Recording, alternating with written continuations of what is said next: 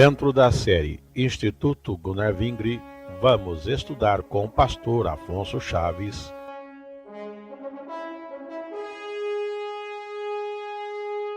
o profeta Daniel.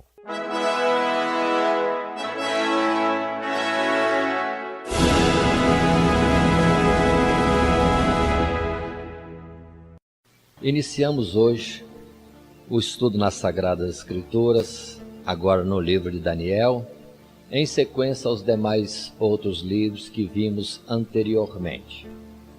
O que queremos estar apontando inicialmente no livro de Daniel, fazendo como que uma introdução, lembrando que este servo de Deus, Daniel, sendo nobre de Judá, falando nobre porque era da família real, descendência naturalmente de Davi, nós temos, no caso então, Daniel em cativeiro em Babilônia, que é assim que nós o encontramos.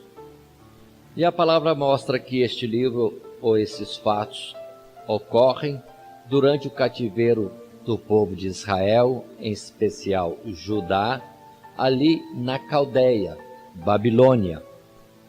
Desde o 3º ano do rei Jeoaquim, ou Jeoiaquim, conforme a versão, rei de Judá, sendo o autor Daniel, conforme ele mesmo expressa e podemos captar ao vermos no capítulo 7 de Daniel, no verso 1, uma expressão que ele mesmo usa ao dizer desta forma: no 1º ano de Belsazar, rei de Babilônia, teve Daniel na sua cama um sonho e visões da sua cabeça. Escreveu logo o sonho e relatou a suma das coisas. Como também no capítulo 12, nós temos no verso 4, quando o anjo que lhe trazia as visões e falava com Daniel, esclarecendo alguma coisa, diz para ele assim: e tu, Daniel, fecha estas palavras e sela este livro até o fim do tempo. Até aqui. Então observe que o anjo diz para Daniel fechar essas palavras, selar o livro, mostrando que Daniel que estava, na verdade, escrevendo todos esses acontecimentos e visões que vinha tendo da parte de Deus. Muito bem, não se esqueçam de que Daniel é citado nas Sagradas Escrituras, conforme no nosso estudo anterior, no livro de Ezequiel, por 2 vezes, no capítulo 14 de Ezequiel, se fala de Daniel como um homem que orava a Deus e Deus ouvia. Só que ali com outra implicação. Deus dizendo que ainda que Daniel e outros homens santos intercedessem diante dele, tão somente salvariam as suas almas, devido à transgressão, à iniquidade que tinha avançado terrivelmente no meio do povo de Deus. Mas mostra que Ezequiel já conhecia Daniel como um homem aprovado por Deus, e nem é mesmo Ezequiel que cita, é o próprio Deus que faz menção, que não ouviria a Daniel e que este, sendo justo, salvaria somente a sua alma. Então, a Bíblia aponta Daniel como aprovado. E mais ainda o próprio Senhor Jesus, nós podemos observar isso em Mateus, no capítulo 24, no verso 15, quando Jesus fala do final dos tempos, ele cita a palavra de Daniel: quando virdes a abominação desoladora de que falou Daniel, quem lê, entenda. Então o próprio Jesus menciona Daniel e uma palavra da Escritura, palavra essa que está no final do capítulo 9. Portanto, temos esse homem Daniel escrevendo este livro que traz revelações da parte de Deus, citada na própria Escritura, com aval, aprovação da própria escritura deste homem e também da palavra que deixou escrita. Muito bem. Se alguém perguntasse em que época isso está acontecendo, entendamos que é mais de 500 anos antes de Jesus vir. Mais de 500 anos. O período do cativeiro, muitos colocam 586 anos antes de Cristo, a 516, mais ou menos, antes de Cristo. Então, em suma, mais de 500 anos antes de Jesus vir, temos Daniel e estes acontecimentos ali em Babilônia, na Caldeia. Para o estudo do livro de Daniel, propomos, entre muitas formas que poderiam ser apresentadas, propomos duas partes, desde o capítulo 1 até o capítulo 6, o que eu intitulo como a parte histórica, que vamos chamar acontecimentos na corte, no palácio dos reis, capítulo 1 até o capítulo 6, sendo que estariam ali, nesta parte histórica, envolvidos os reis Nabucodonosor, Belsazar e depois Dario o Medo. Mas a outra parte, segunda parte do nosso estudo, é menos histórica, é mais profética, do capítulo 7 até o capítulo 12 de Daniel. Aí vamos ver as implicações de revelações que Deus trazia a Daniel. Mas conforme já vimos no verso 4 do capítulo 12, tudo isso estava fechado, selado por ordem de Deus até o tempo do fim. E nós estamos há mais de 2.500 anos depois desta palavra. Agora é tempo de abrir o selo da palavra e deixar claro aquilo que Deus falou e aquilo que ainda falta para acontecer dentro da revelação que Deus ainda trouxer e colocar ao nosso dispor. Muito bem. Assim sendo, apresentando inicialmente estas palavras introdutórias, vamos entrar no primeiro capítulo e também primeiros versos de Daniel, nessa primeira parte que intitulamos Acontecimentos na Corte dos Reis, e agora no capítulo 1 até o capítulo 4, o reinado de Nabucodonosor. Mas, no capítulo 1, numa subdivisão destas sessões e destas partes, vamos tomar no capítulo 1, como primeira parte em subdivisão, os nobres judeus. Vejamos, por exemplo, os versos primeiros, que trazem para nós a confirmação da tomada de Jerusalém, do domínio de Nabucodonosor sobre Israel no tempo do reinado de Judá, porque as 10 tribos do norte já não mais existiam. E diz a Sagrada Escritura assim: no terceiro ano do reinado de Jeoaquim, ou Jeoaquim, rei de Judá, veio Nabucodonosor, rei de Babilônia, a Jerusalém e a sitiou.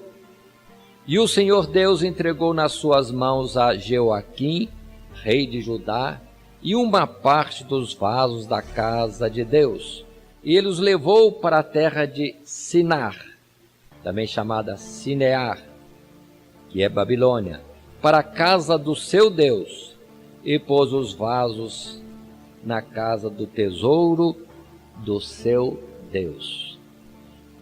Falando sobre Nabucodonosor e o cativeiro de Judá, isso não aconteceu de uma só vez, mas de várias vezes. Na história que vimos antes, em tempos passados, aconteceu de existir em Judá um rei Josias. E esse rei Josias veio a falecer, cumprindo o ministério que Deus tinha profetizado na sua vida. E vem lhe suceder os filhos Jeoacás, mas é levado cativo para o Egito. E depois vem Jeoaquim, que está reinando em Jerusalém. É quando temos a intervenção de Babilônia, Nabucodonosor, que passa a dominar agora a terra de Israel, e o Egito fica ao lado distante. Mas ele vem e domina Jeoaquim, domina o filho deste, que é Joaquim, também leva para cativeiro, e depois ainda Zedequias. Esses 3 reis é que são do tempo de Nabucodonosor e que estão debaixo do domínio de Babilônia, e sucessivamente em épocas diversas, Nabucodonosor, vindo a Jerusalém, a Judá, leva pessoas cativas, até que com Zedequias, o último rei em Judá, a cidade é destruída, o templo de Deus é destruído e os vasos preciosos do templo de Deus são levados para a Babilônia. Muito bem, aqui temos então esse capítulo 1, primeiros 2 versos. Mas na sequência do nosso estudo, vemos que o rei Nabucodonosor determina alguma coisa para o chefe dos seus eunucos. Lembrando que os eunucos eram trabalhadores no palácio, entendendo por esta palavra eunucos aqueles que não tinham algum interesse sexual, muitas vezes, na verdade, eram assim feitos por artifício dos homens, para que, não podendo casar ou não tendo interesse de casar, tivessem a sua vida inteiramente entregue ao serviço dos reis nos palácios. Então, um dos eunucos, o chefe deles, chamado Aspenaz, recebe ordem do rei Nabucodonosor para dar um curso de 3 anos a jovens nobres, para que estivessem com capacidade de trabalhar, servir no palácio real. E a palavra que Nabucodonosor diz, verso 4, está escrito assim: jovens em quem não houvessem defeito algum, formosos de aparência e instruídos em toda a sabedoria, e sábios em ciência e entendidos no conhecimento, e que tivesse habilidade para viver no palácio do rei, a fim de que fossem ensinados nas letras e na língua dos caldeus. Um curso de 3 anos. Quantos jovens? A palavra não diz quantos. Mas entre eles são encontrados do povo de Judá 4, sendo eles Daniel, Ananias, Misael e Azarias, 4 servos de Deus, que então preenchiam aquelas condições. Eram homens da nobreza, de parecer, com também sabedoria, também com habilidade de viver no palácio. Mas chegando no palácio, os seus nomes já foram trocados. Aí estamos, servos de Deus em cativeiro no mundo babilônico, com seus nomes próprios de Babilônia.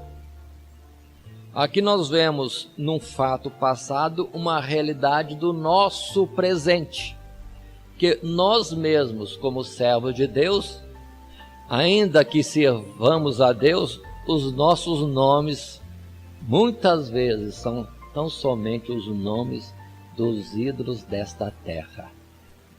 José, Maria, Aparecido, Afonso, Benedito, Fátima, e vamos vendo os diversos nomes que há entre nós, servo de Deus, mas todos eles são exaltação justamente aos que são cultuados no presente tempo do nosso século, para mostrar para nós, já na forma figurada, que o povo de Deus está numa verdadeira Babilônia, a Babilônia de Apocalipse, pelo que a exortação de Apocalipse serve para nós.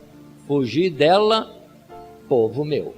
Vivendo em Babilônia, não devemos ser de Babilônia.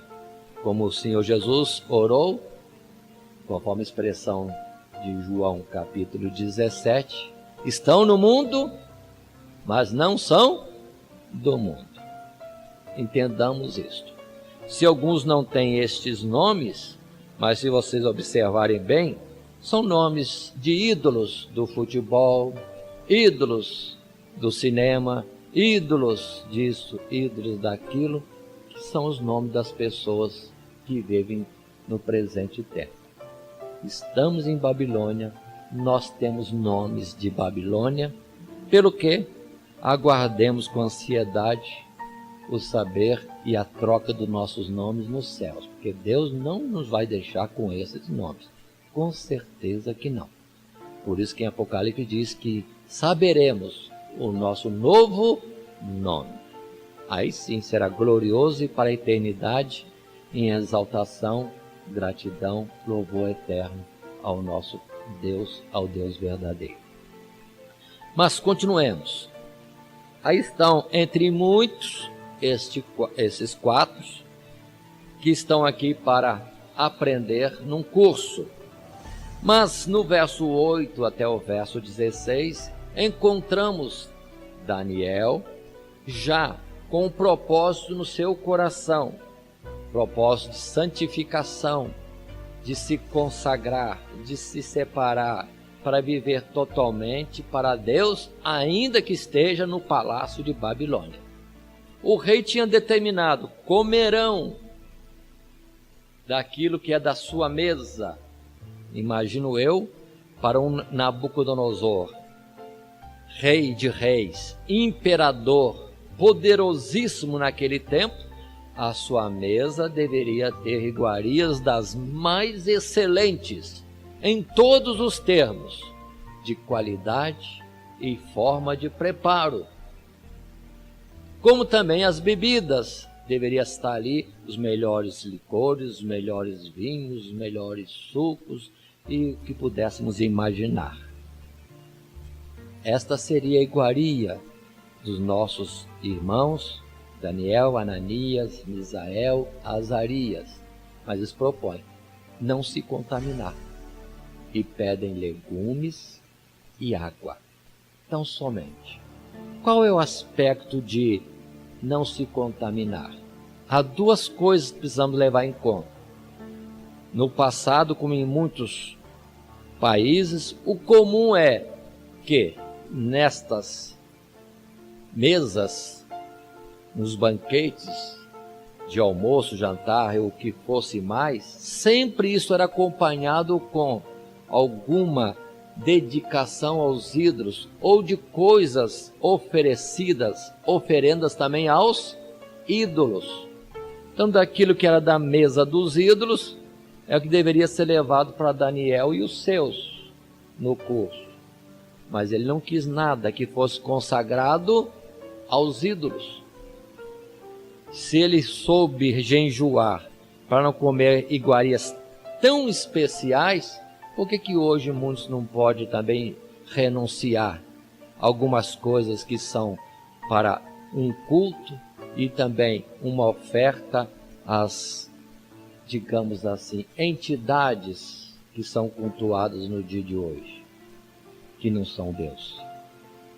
Observemos bem, a falsidade da Páscoa com tal chocolate que não tem nada a ver com Deus e que é uma blasfêmia, que Páscoa não é isso. Cosme e Damião, e também as feiras de Santo Antônio, São Benedito, as festas juninas e etc, etc. Se não consegue renunciar a cocada, a paçoca, a chocolate, imagine se estivesse no palácio de Nabucodonosor. estariam até hoje empaturrados das coisas deste mundo. Precisamos levar mais a sério este aspecto. Continuemos um pouco mais.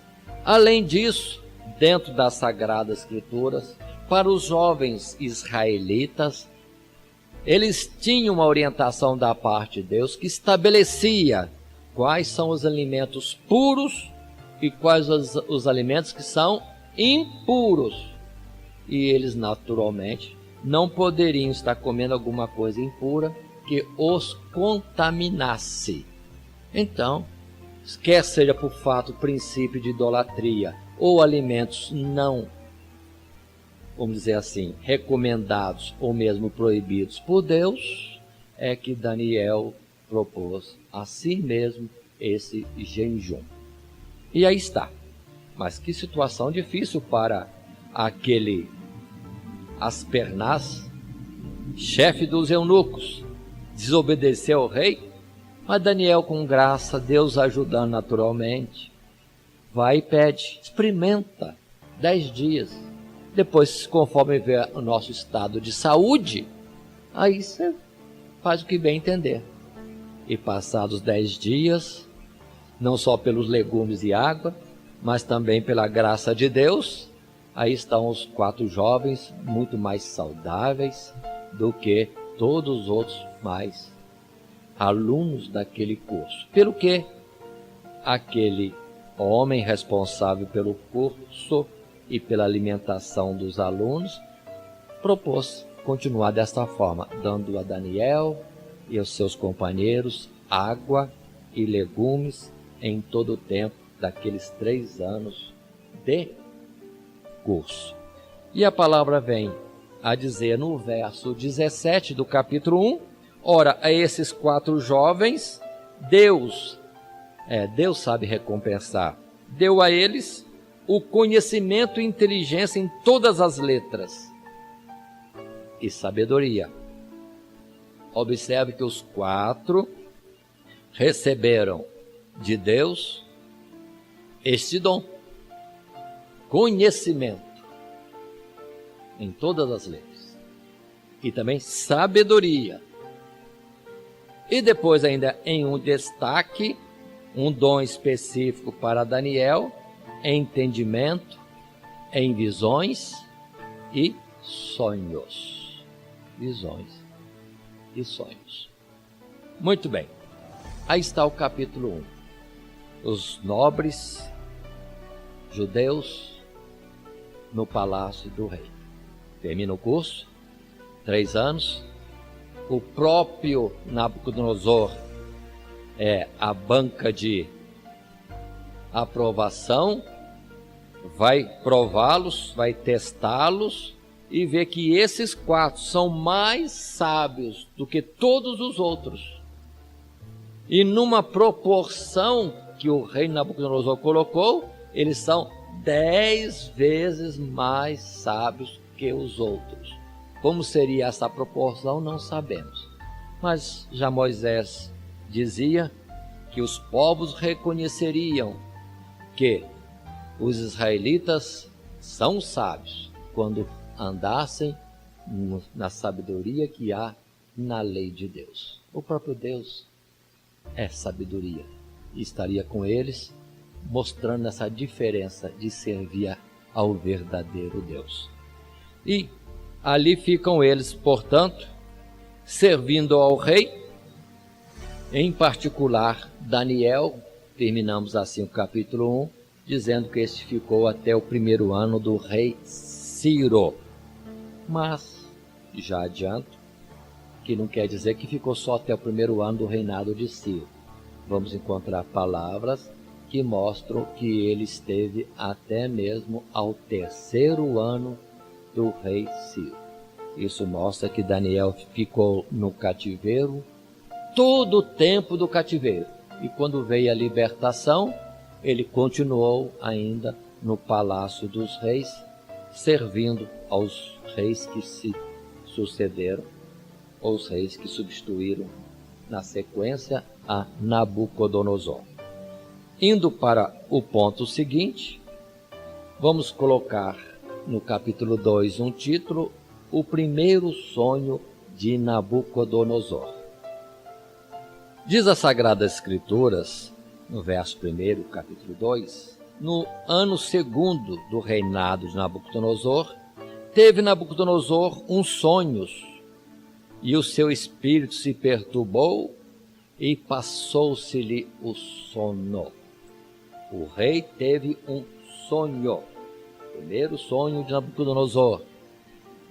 E o rei acorda inquieto. Sonhou, está preocupado, não lembra o sonho, e agora ele quer saber o sonho e a sua interpretação. É uma coisa que nos dias de hoje parece uma falta de lógica, mas Deus faz o rei desejar e determinar coisas que ninguém imagina. Tudo isso é um propósito de Deus. E ele então chama os magos, diz a Sagrada Escritura, é bom nós observarmos isso, os magos, os astrólogos, os encantadores e os caldeus. 4 grupos de pessoas tidas como sábias. Magos, pessoas sábias, pessoas como cientistas, astrólogos se envolviam com os astros, encantadores, talvez feiticeiros, mágicos, e mais caldeus, tidos como de conhecimento, para trazer ao rei Nabucodonosor o sonho e a interpretação. Naturalmente, esta comitiva de homens sábios se assustaram e insistiam com o rei: dá-nos o sonho e nós daremos a interpretação. E o rei não quer se fazer convencido e diz: eu quero o sonho e a interpretação para eu saber que de fato podeis interpretar as coisas. Coisa que parece absurda, mas Deus fez. E os cientistas, digamos assim, os sábios insistiam diante do rei. Nenhum rei, nenhum povo, em tempo algum, pede uma coisa dessas. Qual é o sonho? Qual é o sonho? Mas todos antes dizem um sonho e os sábios interpretam. E o rei, vendo que pediam tempo, queriam passar o tempo para que o rei esquecesse e não desse mais importância a isso, o rei se ira e determina: já que vocês não sabem, não têm de fato uma sabedoria a este ponto, então para que me servem? E a sentença é morte para todos os sábios de Babilônia. Mas como a sentença é morte para todos os sábios, sem estarem presentes, também os jovens judeus, Daniel, Ananias, Azarias e Misael, estão contados entre os sentenciados à morte. E quando Daniel sabe disso, questiona, se informa e, de uma forma sábia, com cuidado, pede ao rei um tempo, e que vai dar ao rei também. O sonho é a sua interpretação. É uma ousadia de Daniel, mas a sua vida estava em jogo. E além do mais, ele tinha um Deus.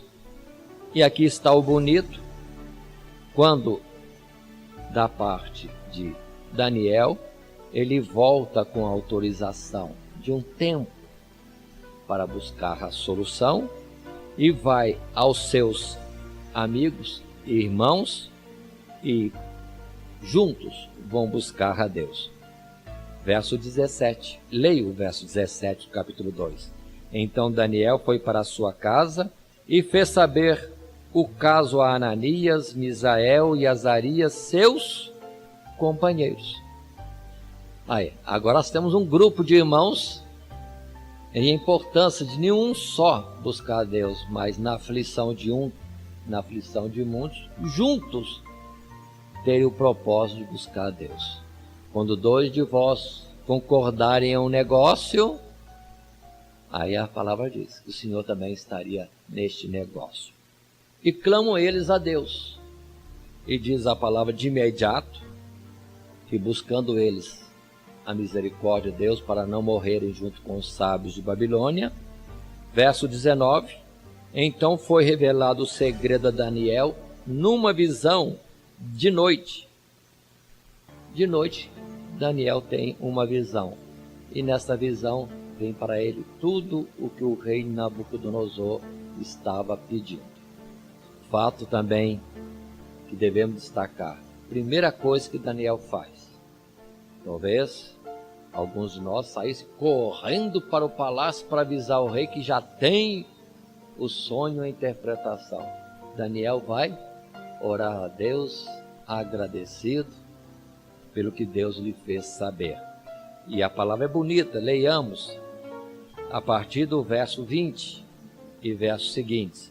Falou Daniel e disse: seja bendito o nome de Deus para todo sempre, porque dele é a sabedoria e a força, e ele muda os tempos e as horas, ele remove os reis e estabelece os reis, ele dá sabedoria aos sábios e ciência aos entendidos, ele revela o profundo e o escondido, conhece o que está em trevas, e com ele mora a luz. E continua no verso 23. Ó Deus de meus pais, eu te louvo e celebro, porque me deste sabedoria e força, e agora me fizeste saber o que te pedimos, porque nos fizeste saber este assunto do rei. Bonito a gratidão, o reconhecimento de Daniel para com Deus. Aí sim, ele vai ter com o responsável por este assunto, Arioque, é introduzido na presença do rei, e o rei já lhe pergunta desta forma no verso 26. Respondeu o rei e disse a Daniel, cujo nome era Beltesazar: podes tu fazer-me saber o sonho que vi e a sua interpretação? Talvez alguns de nós já respondessem: rei, nós consagramos a nossa vida, e eu e uns colegas jejuamos, oramos, e a interpretação é essa. Mas observe a humildade de Daniel. Ele não tem nada que contar do que ele fez, ele tem que contar aquilo que Deus fez. E assim ele coloca as palavras respondendo no verso 27.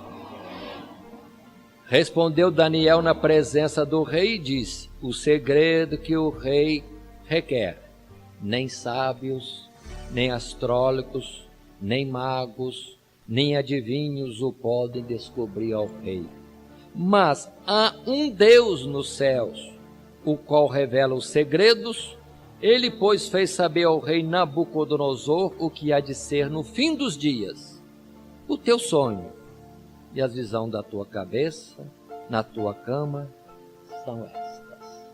Então observe, verso 28. Há um Deus nos céus que revela os segredos, e ele fez saber ao rei o que há de ser. Onde que Daniel é exaltado aí? Onde ele mostra o que ele fez, o esforço dele, o preço que ele pagou para conseguir o sonho e a interpretação? Nada. A exaltação somente de Deus. A ele a honra, a glória, o louvor e ações de graça. E assim, Daniel vai contar ao rei o sonho. Mas eu gosto de salientar um ponto. Daniel fala até antes do sonho. Daniel fala antes. Verso 29. Começa dizendo: estando tu, ó rei, na tua cama, subir os teus pensamentos ao que há de ser depois disto. Aquele, pois, que revela os segredos te fez saber o que há de ser. Paremos. Outra vez Daniel nos surpreende. Em vez de falar o sonho é este, a interpretação é aquela, não. Ele fala antes, vai antes. O Senhor se deitou. Quem sabe disso? E começou a pensar: o que vai ser depois? Um rei governando tantos reinos num mundo grande, nas dificuldades daquele tempo passado de locomoção, perguntando a si mesmo, o que vai ser depois? Mostrando que Deus lê o pensamento. E Deus já sela a resposta, como Ele quer. Combinando com a palavra de Jó, que diz que quando nós nos deitamos, Deus vem e faz o exame de todo o nosso ser. E coloca a sua instrução. Aí está o bonito, quando nós de manhã cedo levantamos e tomamos um tempo para orar a Deus, agradecendo pela noite, pedindo para Ele revelar, trazer ao consciente aquilo que Ele colocou escrito em nossas mentes e corações durante a noite. Para não ser como aquele que ouviu e não ouviu. Tem a mensagem, tem a direção, mas não está andando em ordem. Mas pedindo graça de manhã cedo, a instrução já está marcada. Para não perdermos. E Deus vai nos falar tudo que temos que fazer naquele outro dia. E vamos ver como que o tempo é aproveitado. Como tudo vai se encaixar devidamente. Coisas que não precisamos fazer, não vamos fazer. Coisas que são importantes para fazer, vamos estar fazendo. E o rendimento será extraordinário na nossa vida, ainda mais no tempo que a gente sempre está dizendo, não tenho tempo, falta tempo. Mas se fizermos tão somente aquilo que Deus selou em nosso coração para o dia seguinte, pronto. A gente não faz o que não devia fazer e faz exatamente aquilo que vai render por muito tempo. Muito bem. E no verso 30, Daniel ainda se humilha, dizendo: e a mim me foi revelado este segredo, não porque haja em mim mais sabedoria do que em todos os viventes, mas para que a interpretação se fizesse saber ao rei, e para que entendesses os pensamentos do teu coração. Pronto. Agora Daniel vai contar o sonho. Quantas palavras antes do sonho ser exposto? E o sonho nada mais é como que a pergunta que o rei fez, o que será depois destas coisas, Deus respondeu na estátua que é depois esmiuçada, tornada em pó, e mais o que se segue. E o sonho, Daniel conta, ao dizer sobre uma grande estátua, e a palavra está no verso 31 em diante, ao dizer: tu, ó rei, estavas vendo, e eis aqui uma grande estátua. Esta estátua, que era grande, cujo esplendor era excelente, estava em pé diante de ti, e a sua vista era terrível. 32. A cabeça daquela estátua era de ouro fino, o seu peito e os seus braços de prata, o seu ventre e suas coxas de cobre, as pernas de ferro, e os seus pés em parte de ferro e em parte de barro. Estava vendo isto, quando uma pedra foi cortada sem mão, a qual feriu a estátua nos pés de ferro e de barro, e os esmiuçou.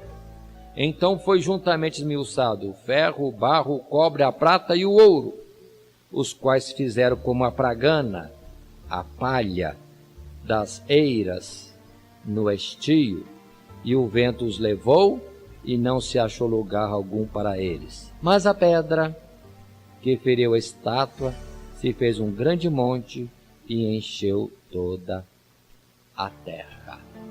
Este é o sonho. Vamos recapitular. No momento, nós vamos estar falando somente desta estátua de forma ligeira. É aqui no capítulo 2, apesar de ser contado um fato histórico, é que já temos uma revelação profética, a revelação de tempos futuros. Nós vamos depois falar com mais cuidado, vamos voltar bastante a esse capítulo 2 neste texto. Mas por enquanto, observemos que há 5 partes nesta estátua. Já ouvi alguém dizer 4? Não, 5 partes. Quais são as 5 partes? A cabeça, o peito e braços, ventre e coxas, pernas e pés. E pés. Não fala aqui dedos, mas já podem colocar pés e dedos. A cabeça de ouro, o peito e braço de prata, o ventre e coxa de cobre e as pernas de ferro, e os pés, com seus 10 dedos, ferro e lodo. Esta é a primeira parte da visão no sonho. Depois, outra parte, uma pedra cortada sem mão, que bate na estátua, esmiuça, torna pó, pulveriza toda a estátua, tanto o lodo como o ferro, como também o cobre, como também a prata, como também o ouro, esmiuça tudo. Mas a pedra vai crescendo e se torna um grande monte que enche toda a terra. Detalhes bem claros. Vem a interpretação, que vai falar sucessivamente destas partes e da pedra. A interpretação começa no verso 36 e podemos ler para ficar dentro do texto. Este é o sonho, também a interpretação. 37.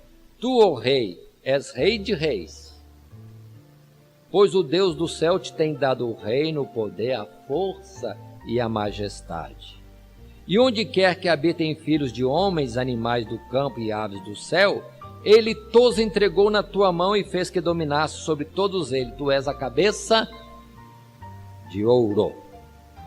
És a cabeça de ouro. Guardemos bem. A cabeça da estátua de ouro é Nabucodonosor. Por enquanto fala diretamente, és tu, ó rei. Mas daqui a pouco a gente vai ver que não é o rei só, porque o rei representa o reino. A cabeça, daqui a pouco vamos ver, fala de reino. O reino de Nabucodonosor. Com toda aquela destruição de Jerusalém, com toda aquela destruição do santuário, com toda a destruição do povo de Deus, Judá, com Judá sendo levado em cativeiro, Deus falou que o reinado dele era ouro. Por quê? Queiram ou não queiram, ele estava exatamente dentro da vontade de Deus. Quem pode compreender isso? Mas ele estava comparado a ouro, com tanto desastre. Mas ele era uma vara de Deus, um juízo de Deus na face da terra. Continuando, verso 39, respondendo já agora a pergunta do próprio rei, depois de ti, o rei não quer saber o que vai ser depois? Então, resposta, depois de ti se levantará outro reino.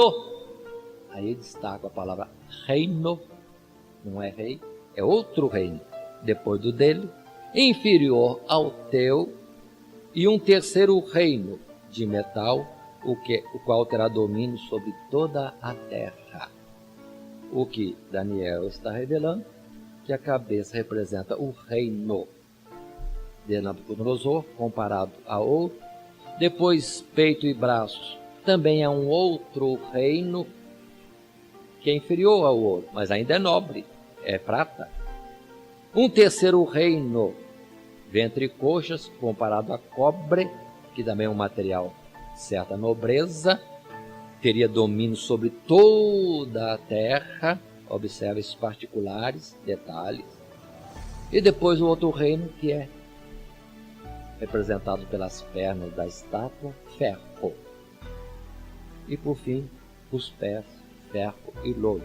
Então observe que, lendo o verso 40, e o quarto reino será forte como o ferro. E continua, verso 41. E quanto ao que viste dos pés e dos dedos, aqui fala dedos, em parte de barro de oleiro, em parte de ferro, isso será um reino dividido. Então são 5 reinos representados na estátua. A cabeça ouro representa o Império Caldeu. Já rapidamente vamos citar, o peito e braços de prata representam o reino Medo-Persa. Depois do Medo-Persa, ventre e coxas, cobre, é o reino grego, ou Império Grego, que de fato por Alexandre o Grande estendeu seu domínio sobre toda a terra. Até conta a história que ele ficou decepcionado lá no final da Índia, porque não tinha mais nada para conquistar. Chegou ao extremo. domínio sobre toda a terra. Deus fala antes. Depois do grego, vem o Império Romano, representado pelas pernas de ferro. Mas observe que gradativamente a qualidade do reinado, do governo sobre a face da terra vai diminuindo em qualidade. Nós vemos muito se falar do Império Romano como uma coisa extraordinária, mas aos olhos de Deus nada mais era do que algo de força, ferro e fogo. Não tinha qualidade alguma a nobreza do cobre, da prata e do ouro. Então, não é a força que é a nobreza. Não. A nobreza maior é estar exatamente na vontade de Deus, como Nabucodonosor. Coisa discutível, difícil de se colocar na razão humana, mas é de Deus.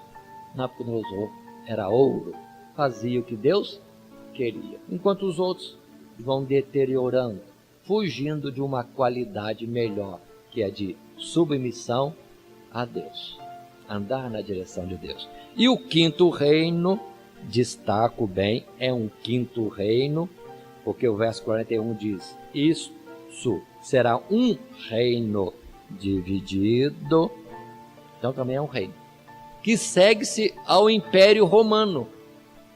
E aqui vamos só adiantar levemente. Lembre-se que o Império Romano foi se desmembrando de uma forma tremenda, porque primeiro se dividiu em dois, o Império Romano Ocidental e Oriental, e depois se desmembrou ao cair em muitas nações. Aí temos os pés, com os seus dedos, que do Império Romano temos uma variedade de nações na face da terra, umas fortes, outras fracas, que sempre estão procurando se unir, mas nunca se unem de fato. Estão juntos, fazem acordos, alianças, mas nunca se unem, porque lodo não se une a ferro. Mas por ter ferro, é forte em alguma parte, mas em outra parte, por ser de lodo, também são nações fracas, governos fracos na face da terra. Continuando um pouco mais, diz a palavra, verso 43, quanto ao que viste de ferro misturado com barro e lodo, misturar-se-ão com semente humana, mas não se ligarão um ao outro, assim como o ferro se não mistura com o barro. Agora eu chamo a atenção, que quando o Império Romano se subdividiu em muitas nações, todo mundo queria governar o mundo. Houve sempre lutas para dominar o mundo. O que diríamos? Sabemos mais do Ocidente. Espanha, Holanda, Portugal, França, Inglaterra, todo mundo querendo dominar o mundo. E muitas vezes, para selar as uniões, os acordos e fortalecer os laços, casavam suas filhas e seus filhos, nações com nações, procurando alianças fortes. Vão estar lidando com semente humana, mas que nada, não se unem mesmo. Não adianta casar alguém da Inglaterra com a França para formar uma coalizão Inglaterra e França forte, porque tudo se tornou inútil, não teve sucesso. Mas notemos, foi assim que se viveu durante todo o período da chamada Idade Média, fazendo aliança, casando filho de um com a princesa daqui, com o príncipe lá, o rei de cá com não sei quem de lá, para formar aliança, mas nunca deu certo. E nenhuma nação se destacou. Mas tivemos esforços para dominar o mundo, como Alexandre Magno, Napoleão Bonaparte, a Espanha com a sua tremenda esquadra, tremenda e grande, poderosa esquadra espanhola, também não conseguiu dominar o mundo. Holanda, até mesmo o Brasil tem indícios desta procura da Holanda de conquistar e ter alguma influência maior no mundo, também não. E Portugal também, na sua procura de dominar o mundo e ter grandeza, veio aqui para essa região que hoje se chama Brasil, que foi colônia de Portugal. Então observe. E o que fortalecia as nações, pelo menos eles queriam fazer assim, misturando semente humana. casando um com o outro. Então nós estamos falando uma coisa de 500 anos, 800 anos atrás, que foi profetizado há 2.500 anos antes. Deus falou direitinho, tem os detalhes. E se lembrar, procurar na história, vão achar muitos e muitos casos semelhantes a esse. Mas então todas essas nações que hoje existem são parte do pé, o quinto reino que está sob a face da terra. Destaco, não haverá outro domínio na face da terra. Acabou. Depois do romano é o estado presente. E depois desse estado presente não tem mais nada. Mostrando que não adianta esperar que o Brasil vai ser uma grande potência mundial. Ilusão como foi a ilusão a de Bonaparte. Esqueci de falar da aliança do Japão, da Alemanha e da Itália. Não adiantou nada essas alianças para formarem uma colisão para dominar o mundo, como Hitler queria. Foi em frente. Não. Foi a destruição. Como também depois veio o comunismo, veio o bloco ocidental, o bloco oriental, e assim vai o mundo disputando força, mas não há uma cabeça de todos esses, porque são ferro e barro, estão juntos, mas não se unem. Alguém olha para a tecnologia atual, naves espaciais, ciência na medicina, ciência em tantos lugares, mas Deus olha tudo isso como ferro e barro. Não tem nobreza nenhuma em tudo isso. Enquanto muitos estão achando que estamos num desenvolvimento extraordinário. Mas esse desenvolvimento é de cabeça para baixo. Porque não é nada de nobre aos olhos de Deus que tem a verdadeira sabedoria e a ciência. É algo que é só ilusão. Porque baseia-se na mentira, baseia-se no engano, baseia-se na corrupção, baseia-se na injustiça, baseia no vil metal. Não tem nada de nobre em toda a excelência que querem apontar no século presente. Acabou o sonho, a interpretação? Não. Ainda tem a pedra. A pedra que é tirado sem mãos da rocha, do alto. Já falando de ordem espiritual, procedendo do alto, da rocha que é Deus, uma pedra tirada e vai destruir tudo isso, mostrar a inutilidade de todos esses domínios e reinos e forças. Tudo isso vai ser colocado abaixo, virá pó, mas esta pedra torna-se um reino. É a interpretação que nós temos à frente, quando a palavra de Deus nos diz, verso 44. Mas, nos dias destes reis, o Deus do céu levantará um reino que não será jamais destruído. E este reino não passará a outro povo. E esmiuçará e consumirá todos estes reinos. E será estabelecido para sempre. Paremos. É o reino de Deus a pedra. O monte é o reino de Deus. Pedra, porque fala que começa em Cristo Jesus. A pedra, na verdade, rejeitada pelos homens, mas para com Deus, eleita, provada, preciosa, pedra de esquina. Pronto.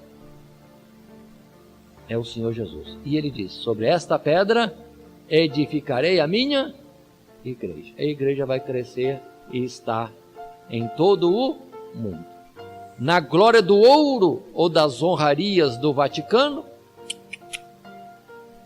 na violência do islamismo, também no misticismo oriental das muitas religiões, nada disso. Na simplicidade da pedra e do monte. Por isso que a palavra diz, para nós permanecermos na simplicidade que há em Cristo Jesus. Aí estamos. Quantas religiões querem crescer, construindo mansões, palácios, reinos, enquanto que Cristo Jesus é simplicidade. É pedra. E a pedra não é lodo, não é areia, é alguma coisa sólida, porque a união liga entre todas as partes. Assim nós somos do reino de Deus, se estivermos unidos uns aos outros, que é a característica da rocha. Como Jesus disse, o reino dividido não prospera. Sede unidos, sede um. Como eu e o Pai, somos um. Observe bem, pelo que podemos apontar que essa subdivisão de igrejas, multiplicidade de igrejas, divisões no meio do povo de Deus, que vai sempre aumentando e continua aparecendo, não é de Deus. É alguma coisa esquisita que está aí demonstrando o fim dos tempos. Estamos ao contrário do que Jesus disse. Sede um. Nós não somos um, nós somos uma multidão de igrejas, dizendo ser cristãos, mas muitas vezes criticando uns aos outros. Uns aos outros chamando de hereges, aborrecendo, dividindo, traindo-se. Não é de Deus. Saibamos, vivemos o fim dos tempos. Como Paulo disse em Tessalonicenses, certamente virá a apostasia, que é o quê? O deixar a fé e o caminho de Cristo Jesus. Continuando um pouco mais, falando sobre esta interpretação que está aqui, quero destacar, o reino de Deus, irmão, não virá à frente. O reino de Deus já está no meio de nós, porque é no tempo destes reis que Deus já está construindo o seu reino. E o reino de Deus tem início quando? Se formos ver a palavra de Jesus, em Mateus, ele disse, desde a fundação do mundo. Então, desde o Egito, vou começar ali, para não ir antes. Desde o Egito, o Senhor já tem um povo, já está construindo o seu reino entre os homens. Quando estavam no deserto, Balaão olhou para o povo de Israel distribuído e disse, esse é um povo que se alegra, que está em júbilo diante do seu rei. Quando vão para a Palestina, querem construir Gideão rei. Gideão, eu não, mas Deus é o vosso rei, ele reinará sobre vós. Chega no tempo de Samuel, queremos um rei. Falam para Samuel, Samuel vai chorar ao Senhor, me rejeitaram, me dispensaram como juiz. E Deus diz, você não, antes rejeitaram a mim, para que eu não reine sobre eles. E se formos ler o Salmo 93, escrito no tempo de Davi, de Salomão e outros salmos mais, podemos ler, o Senhor reina e está revestido de majestade. Então, quem está falando que o reino de Deus vai vir e vai ser depois? Não, o reino de Deus já está entre nós há muito tempo. O que temos que fazer é sermos deste reino. E observe que os reinos da terra se sucedem, mas o reino de Deus é fora do reino da terra. Jesus diz, meu reino não é deste mundo. O reino de Deus não é uma unha da estátua, não é o olho da estátua, não é o cérebro da estátua. O reino de Deus é fora, totalmente fora, de uma outra natureza, de um outro material da estátua.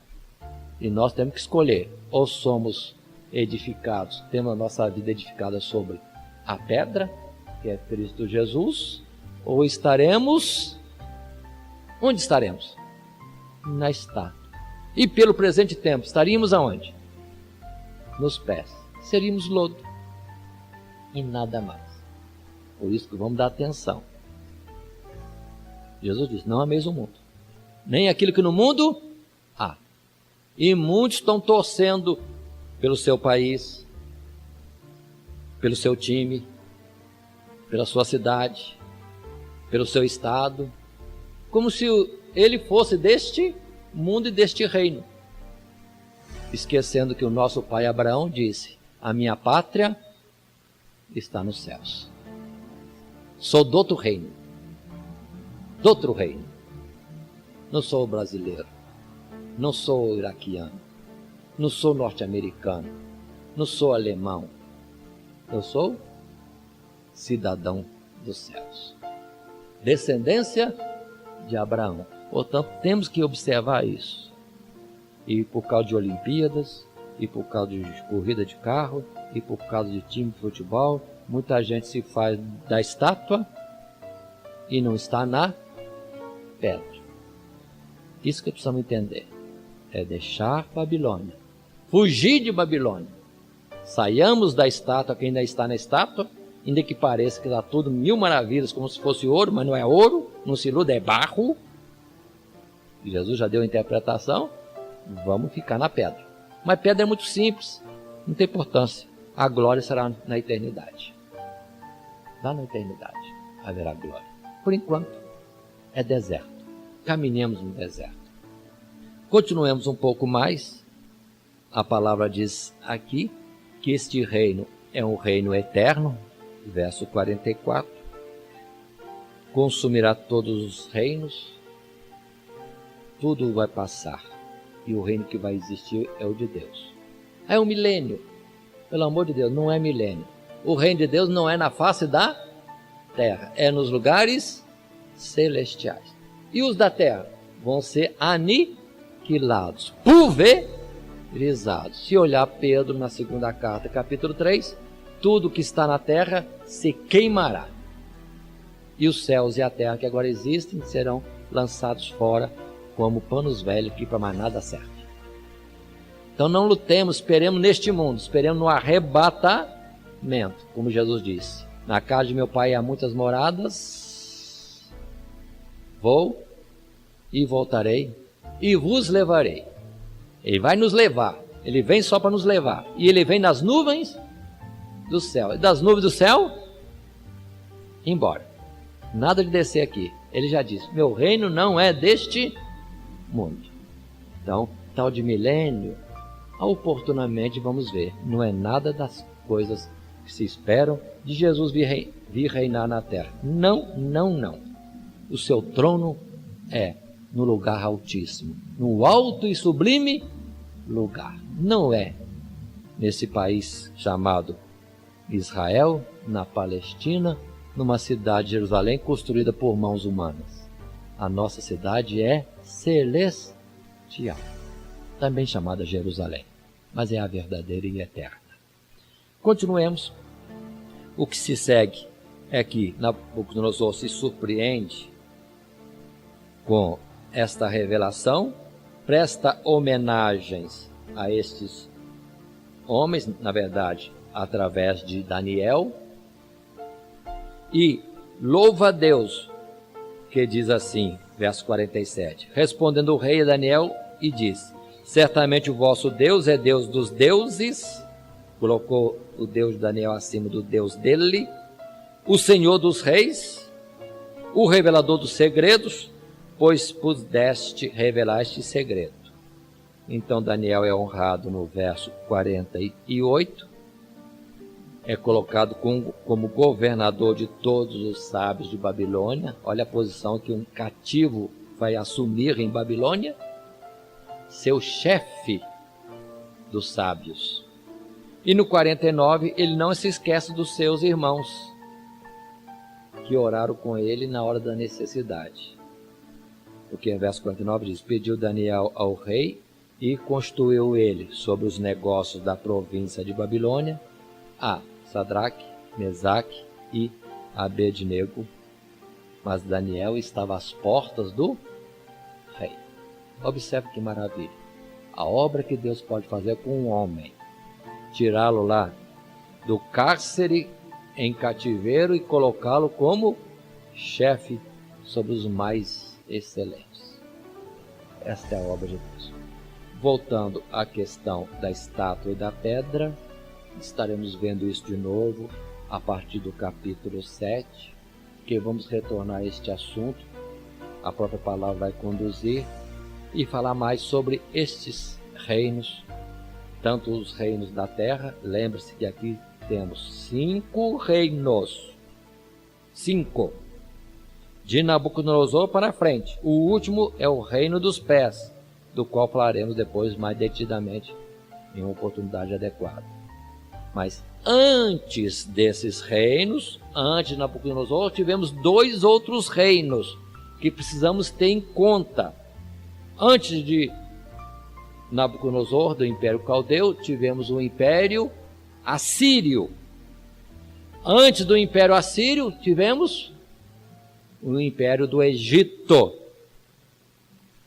Colocando em ordem, no mundo, Deus mostra, são 7 tempos de domínio do homem na face da terra em 7 impérios. Na ordem, Egito, Assíria, Caldeia, depois Medo-Pérsia, Grécia, Roma e, por fim, o reino atual, que falaremos oportunamente. Sigamos à frente e vamos para o capítulo 3, cujo título é simplesmente a Estátua de Ouro. Estátua de Ouro. Acabamos de ver no capítulo 2, Deus respondeu a Nabucodonosor de uma forma clara, sem margem de dúvidas, que ele é um rei muito nobre. O seu reino é como ouro aos olhos de Deus. Domina sobre tudo que Deus lhe deu. Nabucodonosor se enche de presunção. Numa verdadeira rebelião contra a revelação tida no capítulo 2, ele manda construir uma estátua totalmente de ouro, como que dizendo para Deus e para a humanidade: não, eu sou um reino como ouro, mas o meu reino vai ser eterno, vai continuar, vai ser completo, de cabeça a pés, ouro. Deus acho que deve ter falhado, fez uma estátua de ouro, de prata, de cobre, de ferro e de lodo.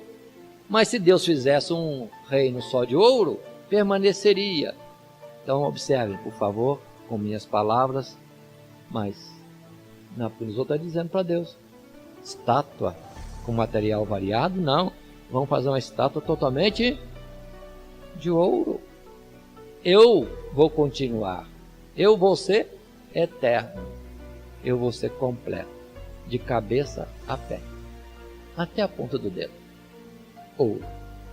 Faz a estátua, publica isso universalmente, convoca todo mundo que é nobre para vir ao campo, que ele tinha preparado a estátua ali colocado, e por força de proclamação dos arautos, começa a dizer: todo mundo se dobre diante da estátua que fez Nabucodonosor, um reino que deve ser adorado.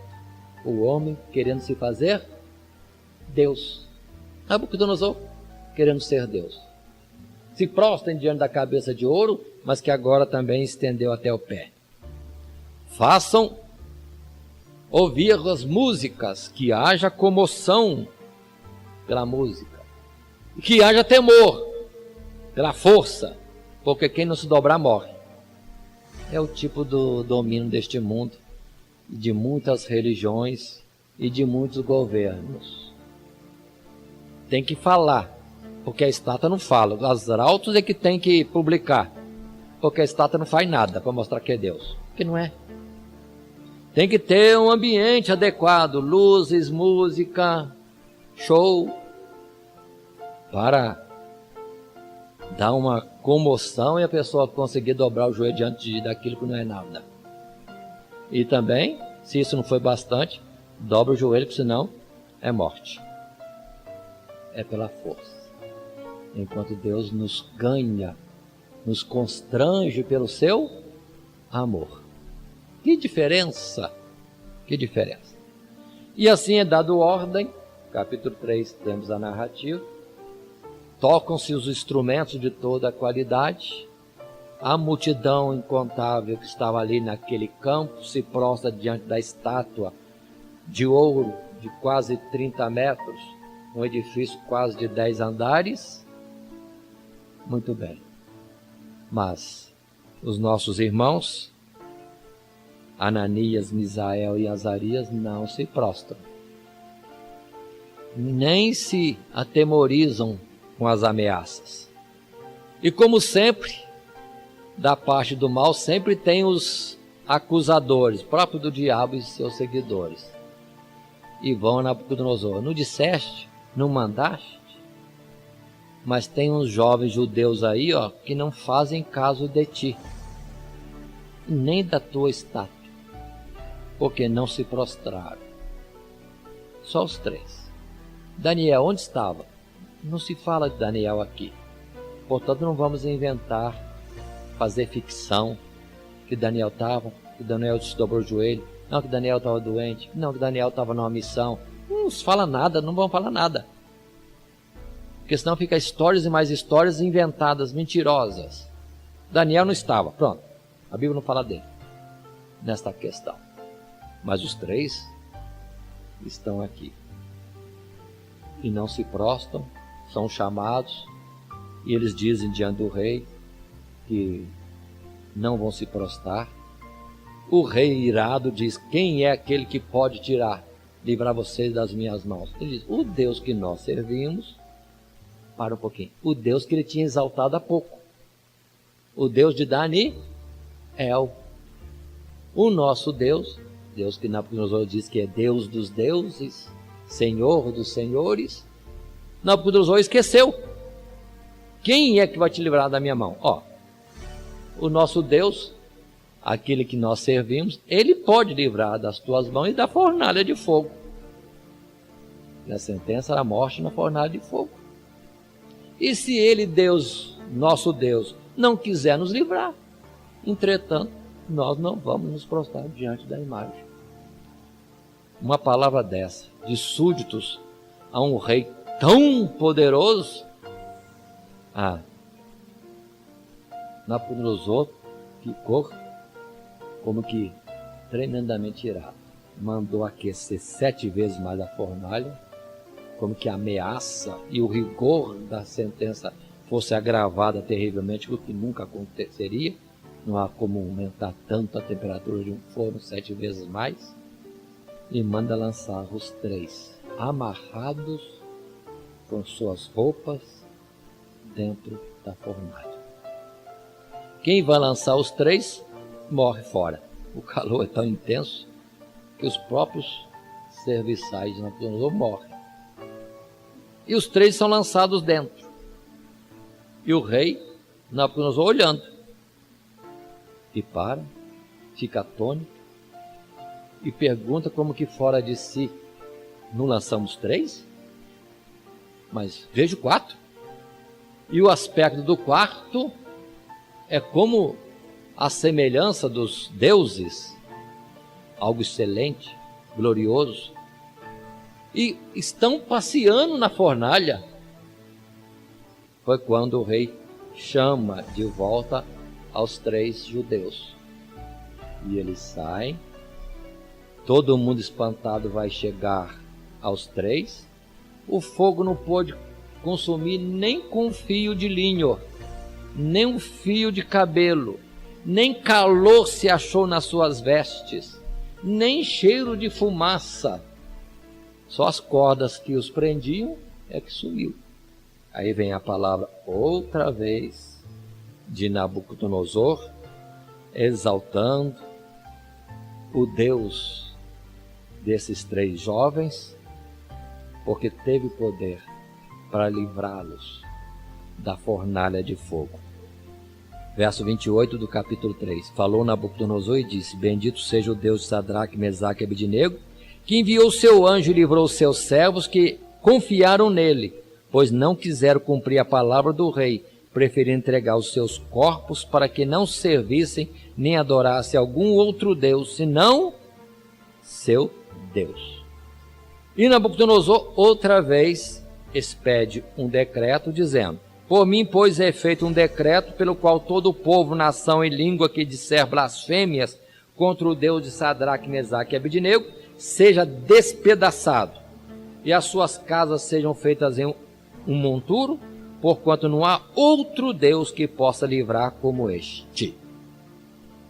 Pronto. E os jovens são outra vez exaltados no reinado de Nabucodonosor. Paremos um pouco. Voltemos a Jeremias. Voltemos a Ezequiel. Lembram que Deus falou que ia levar o seu povo em cativeiro para as nações, mas não abandonaria o seu povo? E lá entre as nações ele iria engrandecer o seu nome, que foi pelo seu povo envergonhado? O próprio povo de Deus, Israel, nas suas tribos, não honrou a Deus.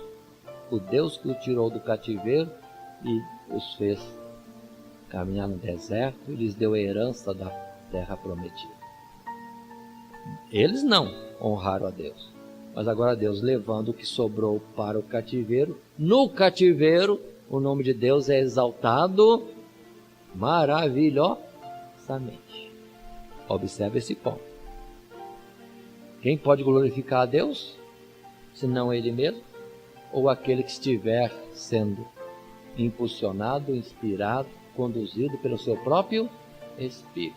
Deus não recebe glória de homens, porque não há homem que possa, de alguma forma, exaltar adequadamente a Deus. Quando o fazemos, isso só terá valor quando for impulsionado pelo próprio Espírito de Deus, que coloca palavras adequadas em nossa boca, ou ações no nosso viver, para que ele seja, sim, verdadeiramente exaltado. Continuando ainda dentro dessa parte que nós temos chamado acontecimento na corte dos reis, passando ao capítulo 4, ainda com o reinado de Nabucodonosor, os 4 primeiros capítulos assim o são. Vamos ver no capítulo 4, o que nós temos agora é o segundo sonho de Nabucodonosor. Do verso 1 ao verso 7, temos os antecedentes. É bom destacarmos que quem escreve o capítulo 4, pelo menos no pensamento, não é Daniel, é o próprio rei Nabucodonosor. Talvez Daniel só transcrevesse. Diz assim o verso 1: Nabucodonosor, olha o título aí, rei a todos os povos, nações e línguas que moram em toda a terra, paz vos seja multiplicada. Pareceu-me bem fazer conhecidos os sinais, as maravilhas que Deus, o Altíssimo, tem feito para comigo. Quão grandes são os seus sinais e quão poderosas as suas maravilhas. O seu reino é um reino sempiterno e o seu domínio de geração em geração. Eu, Nabucodonosor, vai continuar, paremos. Observe que no capítulo 1, ele fica maravilhado da sabedoria e conhecimento dos jovens israelitas, servo do Deus Jeová, o Deus que é. No capítulo 2, ele fica admirado do Deus que revela sonhos e que determina os reinos e reis por todo o tempo na face da terra. No capítulo 3, ele fica admirado e exalta o Deus que tem poder para livrar do fogo da fornalha.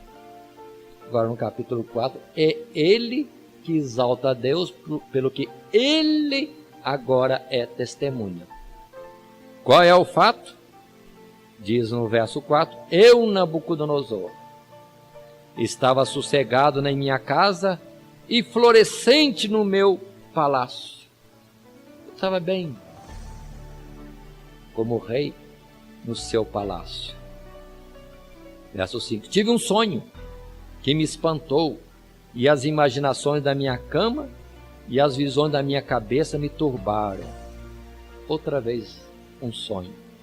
Só que agora ele sabe o sonho. Agora ele sabe.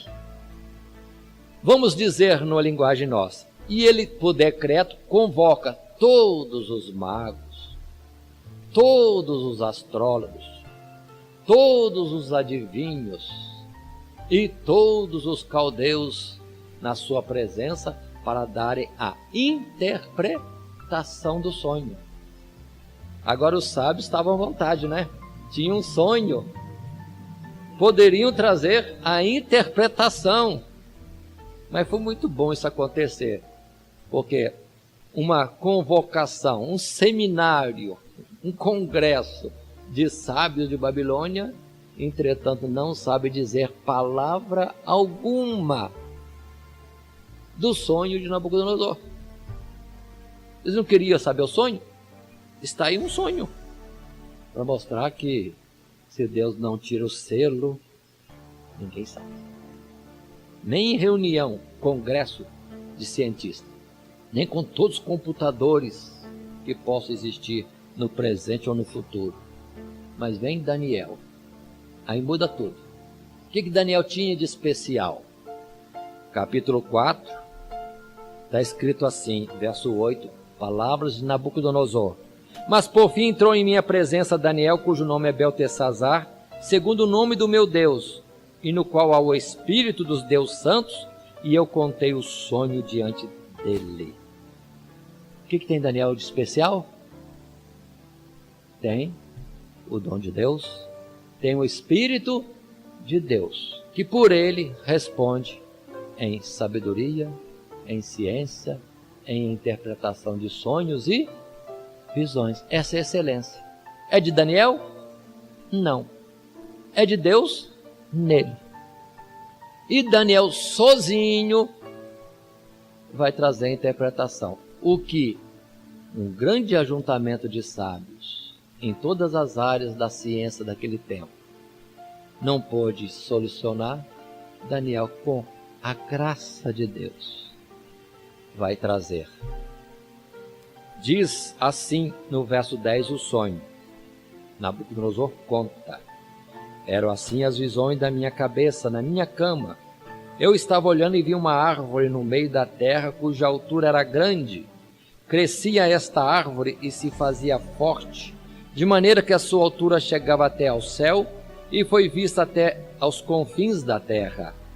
A sua folhagem era formosa, o seu fruto abundante, e havia nela sustento para todos. Debaixo dela os animais do campo achavam sombra, e as aves do céu faziam morada nos seus ramos, e toda a carne se mantinha dela. Estava vendo isto nas visões da minha cabeça na minha cama, e eis que um vigia, um santo, descia do céu, clamando fortemente e dizendo assim: derrubai a árvore e cortai-lhe os ramos, sacudi as suas folhas, espalhai o seu fruto, afugentem-se os animais de debaixo dela e as aves dos seus ramos, mas o tronco, com as suas raízes, deixai na terra, e com cadeias de ferro e de bronze, na erva do campo, e seja molhado do orvalho do céu, e a sua porção seja com os animais, na grama da terra. Seja mudado o seu coração, para que não seja mais coração de homem, e seja-lhe dado coração de animal, e passe sobre ele 7 tempos. Esta sentença é por decreto dos vigiadores, e esta ordem por mandado dos santos, a fim de que conheçam os viventes que o Altíssimo tem domínio sobre os reinos dos homens e os dá a quem quer, e até o mais baixo dos homens constitui sobre eles. Aí está o sonho. Nabucodonosor contou uma grande árvore, muito grande, trazendo sombra para os animais, as aves, e todos sustentados pela árvore. Observe que Deus construiu essa situação, uma árvore sustento de todos. Verso 19, Daniel ouve. O verso 19 diz que Daniel ficou espantado.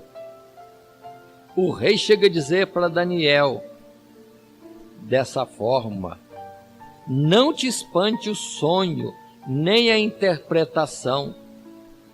O rei percebeu que Daniel ficou turbado. No verso 19 mesmo, Daniel fala: Senhor meu, o sonho seja contra os que te têm ódio, e a sua interpretação para os teus inimigos. Daniel já entendeu tudo. E o rei, animando-o a falar, ele disse: ó rei, que este sonho, que a sua interpretação sejam para os teus inimigos. Não seja para o rei, seja para os teus inimigos. Mas a interpretação do sonho é esta. E Daniel vai falar outra vez do sonho, fala da árvore, fala da grandeza da árvore, fala do domínio desta árvore sobre tudo, e no verso 22 ele chega ao ponto máximo, ao dizer: és tu, ó rei, que cresceste e te fizeste forte, e a tua grandeza cresceu e chegou até o céu, e o teu domínio até a extremidade da terra. A árvore é o rei. Por que Daniel está turbado?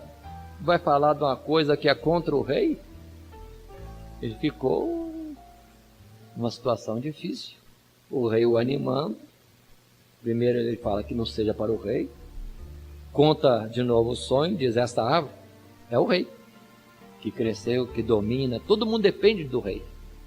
Observe como Deus abençoou o mundo através de pessoas por ele colocadas. Não é da sabedoria nem do partido que o mundo vai ter o benefício, o governo adequado nas nações. Vai ter se Deus der. Se Deus der, vem de Deus. Nabucodonosor era outro, porque era uma bênção sobre a humanidade. Muito bem. Verso 23 diz: e quanto ao que viu o rei, um vigia, um santo que descia do céu, e diz que deve ser cortada a árvore, Daniel diz, 24: esta é a interpretação, ó rei. É este o decreto do Altíssimo, que virá sobre o rei, meu senhor. 25: serás tirado entre os homens, e a tua morada será com os animais do campo, e te farão comer erva como os bois, e serás molhado do orvalho do céu, e passar-se-ão 7 tempos por cima de ti, até que conheças que o Altíssimo tem domínio sobre o reino dos homens e o dá a quem quer. O objetivo é isso: mostrar a Nabucodonosor, humilhando-o, fazendo ser como animal para comer do campo, como os animais. Ele saber que é Deus quem governa, que Deus estabelece tudo. E ele já teve 2 palavras anteriores para saber disso. Mas ele continua ainda exaltado. Muito bem. Verso 26. Mais detalhes do sonho. E quanto ao que foi dito que deixasse o tronco com as raízes da árvore, o teu reino voltará para ti, depois que tiveres conhecido que o céu reina. Então ele não vai perder o reino, não vai ser deposto. Vai tornar-se como animal, comendo do campo, mas vai voltar a ser rei outra vez. Enquanto que em outras épocas, em outras situações, quando o rei voltasse na lucidez, se tivesse vivo, veria que tudo já está mudado. Verso 27, Daniel coloca um aconselhamento para o rei. Portanto, ó rei, aceita o meu conselho, desfaze os teus pecados pela justiça, e as tuas iniquidades usando de misericórdia com os pobres, se prolongar a tua tranquilidade. Então, Daniel viu que já estava determinado, mas aconselhou o rei. Se o rei tirar os seus pecados pela justiça, tirar as iniquidades usando de misericórdia para com os pobres, pode ser que se prolongue a sua tranquilidade. Mas, verso 28, todas essas coisas vieram sobre o rei.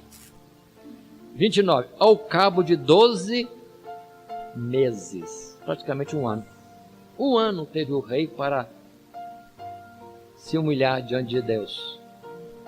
Mas Verso 29 continua: andando a passear sobre o palácio real de Babilônia, uma das 7 maravilhas do mundo antigo, jardins suspensos de Babilônia, ele admirando a cidade que ele construiu e a sua glória. Verso 30, falou o rei e diz: não é esta a grande Babilônia que eu edifiquei para a casa real com a força do meu poder e para a glória da minha magnificência? Ele olhando aquilo tudo e se inchando de satisfação no seu ego. Pronto, vem a palavra, verso 31. Ainda estava a palavra na minha boca quando caiu uma voz do céu: a ti se diz, ó rei Nabucodonosor, passou de ti o reino. Pronto. E literalmente ele perde toda aquela grandiosidade, aquela majestade, sabedoria, inteligência. É tido como um bicho, é levado ao campo, amarrado com cadeias, com correntes, come do campo, come erva do campo. Verso 33 dá detalhes: o seu corpo foi molhado do orvalho do céu, até que lhe cresceu pelo, como as penas da águia, e as suas unhas como as das aves. Imagina então um rei todo grandioso, ricamente vestido, de repente está nu, lhe nasce pelo ou penas, uma cobertura como de animal, e ele está amarrado com correntes e comendo da erva do campo. Quanto tempo? 7 tempos. A Bíblia não fala que tempo é, se dias, se semanas, se meses, se anos. 7 tempos. O tempo que Deus sabe. Até que lhe voltou o entendimento. Façamos uma cena, imaginemos nós em Nabucodonosor. Vem o entendimento, como alguém que acorda de um sono. Vai colocar a mão num travesseiro macio, vai puxar as cobertas que estão perfumadas. Não. Se acha preso em grilhões, amarrado no tronco, com a boca suja de capim em terra, unhas crescidas, pelo. Aí ele se viu o que ele é, com o conhecimento que lhe volta, olhando para o céu. Aí vem o entendimento. Que sou eu? Bicho, animal.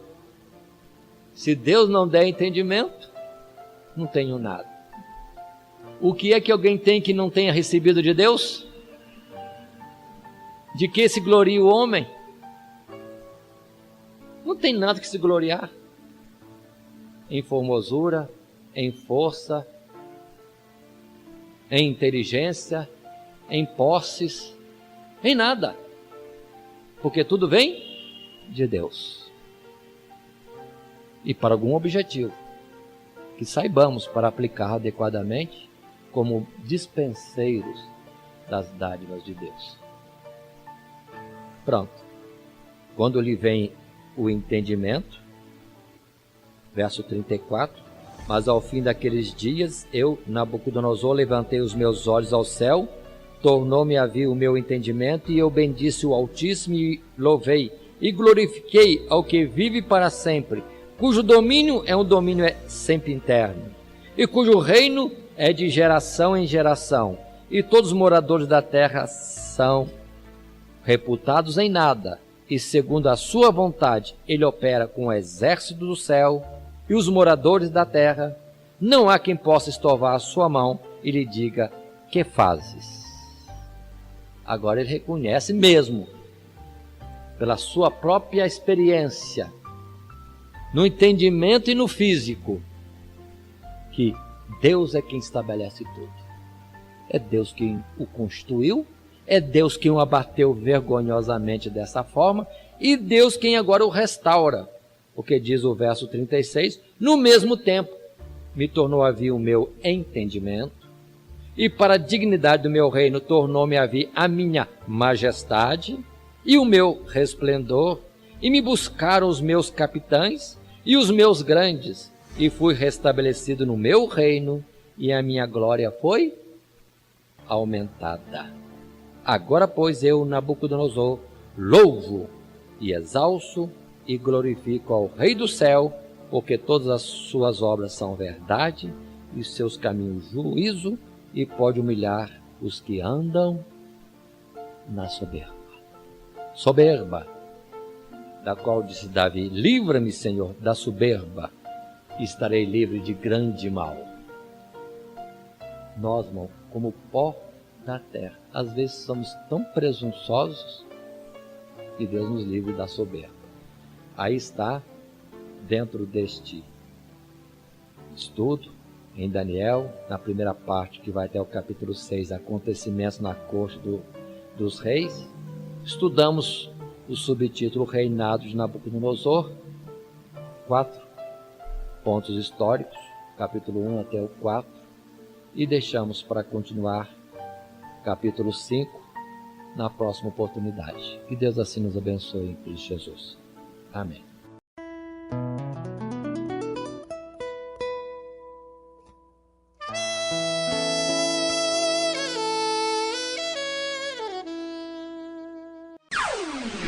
Todo dia, toda hora, muito mais prazer em ouvir. Radionet Grata Nova. Web Rádio, a qualidade que faz a diferença, cada vez mais necessária. Rede Grata Nova de Evangelização.